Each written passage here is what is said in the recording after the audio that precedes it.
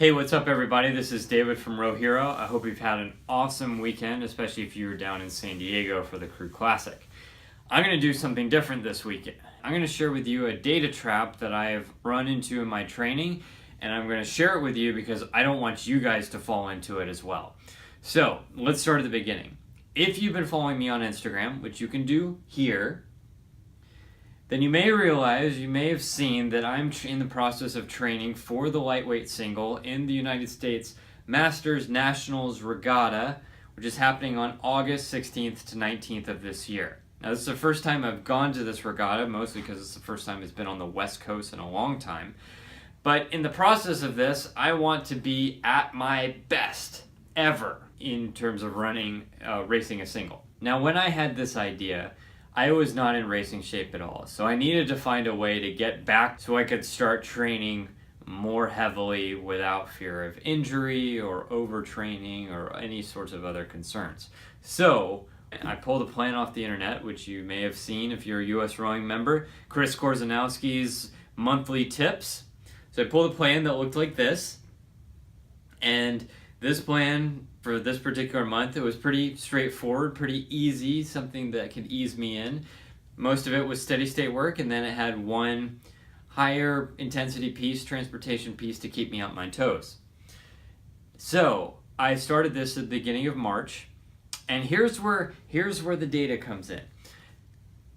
Every time I sat down on the erg or went out in my single to do a steady state piece, I really liked the fact that my numbers kept going down and down and down, piece after piece, even at the same intensity heart rate. So when I may have started this training period around a 207, 208 steady state on the erg, eventually I worked my way down to 206, 204, 7, 204.1, and then even yesterday I pulled 5x20 at 203.5.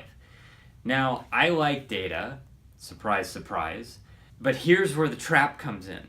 If I kept paying attention to this number, I could very easily say to myself, this plan is working. I'm going to continue doing this until my rate of steady state increase or steady state speed increase tapers off. Because you can see right now it's going down. It's pretty linear. So I could do that, but you've really got to look at the big picture here. Big picture, yes, it's 21 weeks away, but I'm here to win the lightweight single event. That involves moving a boat.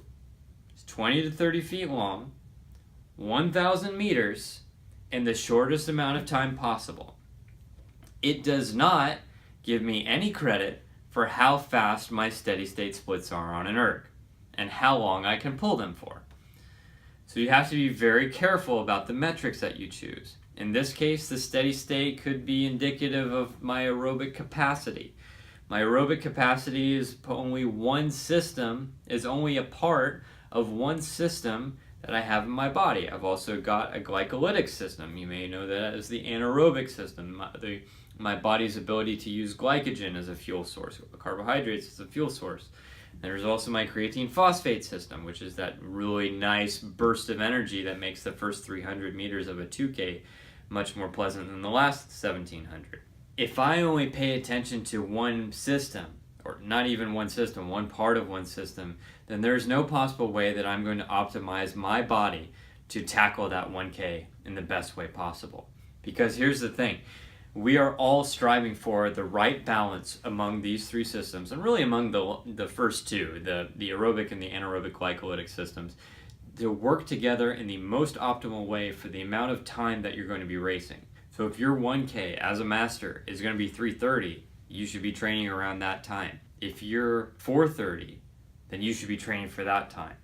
So when it comes to better metrics, you have to be able to choose something that's going to help you understand the progress that you're making against your eventual goal.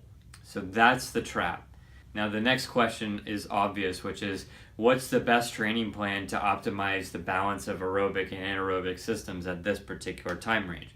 Well, unfortunately, as much as I would love to reveal the answer to that in a short video, The fact of the matter is that thousands and thousands and thousands of pages have been written on this topic, trying to find the optimal training plan to make this possible.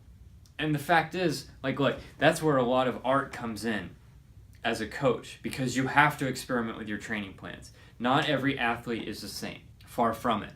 So different athletes will respond in different ways to the same training plan. But as long as you have a clear set of metrics that you've chosen and you can track easily, that help give you an indicator of whether each one of those athletes is on track to your expectations, then you're in the right place. But if you don't have a clear set of metrics, or you don't have insight into how your athletes are doing against those metrics, then how do you really know how effective your training plan is?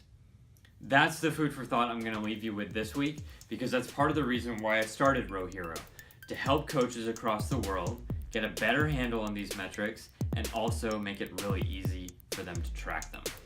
I'll see you next week.